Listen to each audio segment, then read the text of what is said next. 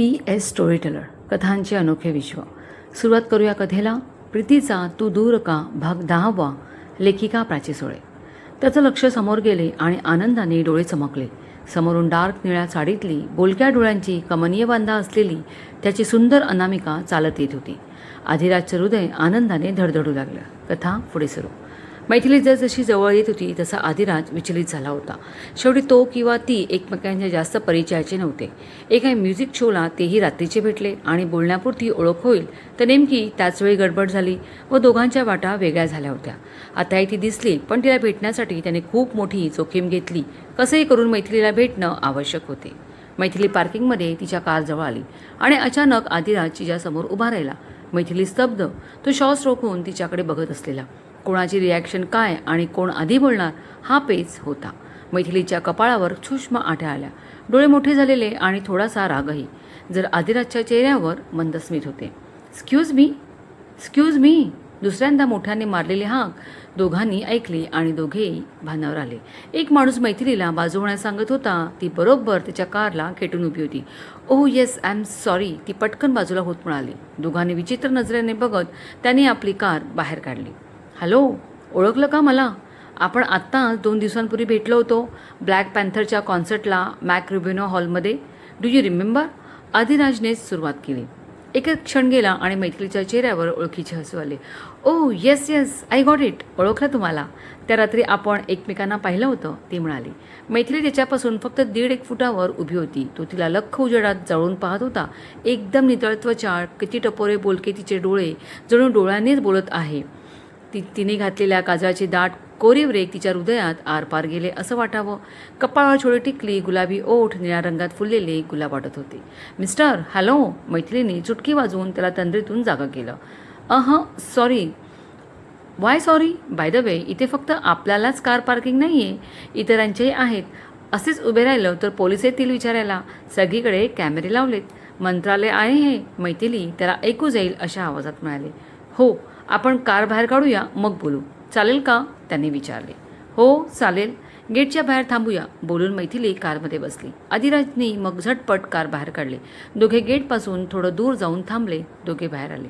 मैथिली त्याचं निरीक्षण करत होती. एक मोस्ट हँडसम एलिजिबल बॅचलर कसा असेल तसाच हा आहे. नक्कीच कोणत्या तरी मोठ्या बिझनेसमध्ये असावा, मैथिली विचार करत होती. कार रस्त्याच्या कडेला व्यवस्थित लावल्यावर दोघे एकमेकांसमोर उभी राहिली. Nice to meet you. ती किंचित हसून बोलली. Same here. आधिराज म्हणाला. एक रिक्वेस्ट आहे. एक चहा होऊन जाऊ दे का? मला उशीर होईल. कामा फक्त अर्धा तास, जास्त नाही. तिचं वाक्य अर्ध्यावर तोडत तो म्हणाला. शेवटी तिने संमती दिली. दोघे तिथे असलेल्या एका इराणी हॉटेलमध्ये गेले. मी कॉफी घेईन. मैथिली पटकन बोलली. मलाही कॉफी आवडते. आधिराजने लगेच 2 कॉफीची ऑर्डर दिली. वाटलं नव्हतं तुम्ही अशा इथे भेटाल. काहीतरी बोलायचं म्हणून आधिराजने परत सुरुवात केली. हो ना, दुनिया गोल आहे म्हणतात ते खोटं नाही काही. मैथिली उत्तरली. बाय द वे कुठल्या कामासाठी आला होता? त्याने विचारले. ॲक्च्युली खूप दिवस किंवा महिने म्हणा ना, एक काम रखडलं होतं. आज स्वतःच आले. 60% काम झाले. आता पुढचंही लवकरच होईल. ग्रेट. माझ्या शुभेच्छा आहेत, तो म्हणाला. थँक्स. तरी काम कसले होते? आधिराजने पुन्हा प्रश्न विचारला. आमची स्वतःची शाळा आहे. शिवांजली प्राथमिक शाळा. शहराच्या अगदी सेंटर पॉईंटला आहे शाळा. English medium. जुनी आहे. माझ्या आजो आणि त्यांच्या बाबांनी त्या काळी छोटी बांधलेली. मग माझ्या आजो आणि माझ्या बाबांनी मिळून थोडी वाढवली. खूप मोठी जागा आहे. आता सगळा कारभार मी पाहते शाळेचा. आजो फाउंडर आणि ट्रस्टी आहेत. 1ली ते 7वीचे वर्ग आहेत. आम्हाला ती माध्यमिक म्हणजे 8वी ते 10वीपर्यंत करून घ्यायची आहे. यामुळे 7वीनंतर नवीन शाळा शोधण्याचा मुलांचा त्रास कायमचा संपेल.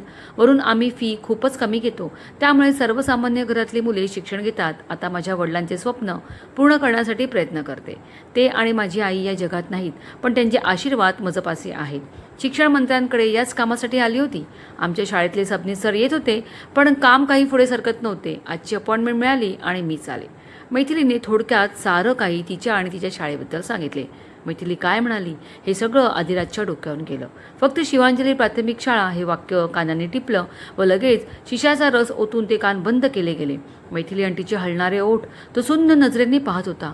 खूप वाट पाहून मनाला तन्नाला सुगंधित करणारा वळवाचा पाऊस यावा, पण त्या पावसाने सारं उद्ध्वस्त करून जावे असे आदिराजचे झाले. समोर बसलेली मुलगी त्याला हव्या असणाऱ्या शाळेची मालकीण होती. कितीतरी वेळ तो तसाच फ्रीज झालेला. अहो मिस्टर, आर यू ओके? तुम्ही सारखे कुठला विचार धरवता? मैथिली किंचित ओरडून बोलली आणि आदिराजने रिव्हर्स टर्न घेतला. वास्तवात आला. तुम्ही सांगा, तुम्ही कुठल्या कामासाठी आला होता इथे? मैथिलीने प्रश्न केला. मी ते हे आपलं काय झालं? तुम्हालाच आठवत नाही आहे का आलात ते? मैथिली गोंधळली. मी ॲक्च्युली माझ्या एका बिझनेसमॅन मित्राच्या सोबत आलो होतो. कुठला तरी मोठा इव्हेंट करायचा आहे त्याला, तर सांस्कृतिक मंत्र्यांना आमंत्रण करायला आला होता. मग आहे कुठे तो गेला. तुम्हाला पाहिलं आणि त्याला जायला सांगितले. आदिराज धडधडीत खोटं बोलला. हो आय सी. मैथिलीने कॉफी संपवली. मग मला निघायला हवं, शाळेत जायचे, ती म्हणाली. येस. आदिराजने कॉफीचे पैसे टेबलावर ठेवले. दोघे बाहेर आले. ओके, मी निघते. Thanks for the coffee. Maithili गोड हसली आणि झरझर कारजवळ गेली. कारमध्ये बसून तिने कार स्टार्ट केली. जाणाऱ्या मैथिलीला आदिराज वेड्यासारखा पाहत होता. जणू त्याचं आयुष्य त्याच्यापासून लांब जात आहे. तिने न सांगताही त्याला तिचं नाव समजलं होतं. मैथिली राजे, ट्रस्टी आणि बोर्ड ऑफ डायरेक्टर. त्यानेच तर नेटवर वाचले होते. मैथिली रूपी हिरवळ आयुष्यात आणू असा विश्वास बनत असताना तिच्यासोबत वादळही यावे, किती मोठं दुर्दैव ते. मोबाईलची रिंग वाजली आणि त्याने पाहिलं. डॅड कॉलिंग येत होतं. त्याने मोबाईल कानाला लावला. आदिराज, तू कॉल नाही केलास? विश्वनाथ यांचा आवाज जड आला. हो डॅड, मी करणारच होतो कॉल. वेन? बरं ते सोड. मीटिंग कशी झाली? काय म्हणाले मंत्री? ते आले होते का की दिवाकर शेटे होते? Tell me. डॅड ऐका ना, मी निघालोच आहे ऑफिसला यायला, आल्यावर बोलतो, तो म्हणाला. ओके कम सून. विश्वनाथनाथांनी कॉल कट केला. आदिराजला त्यांना काय सांगायचे हा विचार करायला वेळ हवा होता. तो कारमध्ये बसला व कार ऑफिसच्या दिशेने पळवले. मैथिली केबिनमधून बाहेर पडली आणि शिक्षण मंत्र्यांनी त्यांच्या मोबाईलवर कॉल लावला व पलीकडून आवाज येण्याची वाट पाहू लागले. हॅलो, दामोदरराव राजेसाहेब, कसे आहात? त्यांनी म्हटले. बोला मंत्री साहेब, तुमच्या फोनचीच वाट पाहत होतो, आजो हसून म्हणाले. क्रमश. कथेचे हक्क लेखिकेकडे सुरक्षित. कथा कॉपी करण्यास सक्त मनाई आहे. कथा लिखित व आवाज प्राची सोळे. मनपूर्वक धन्यवाद.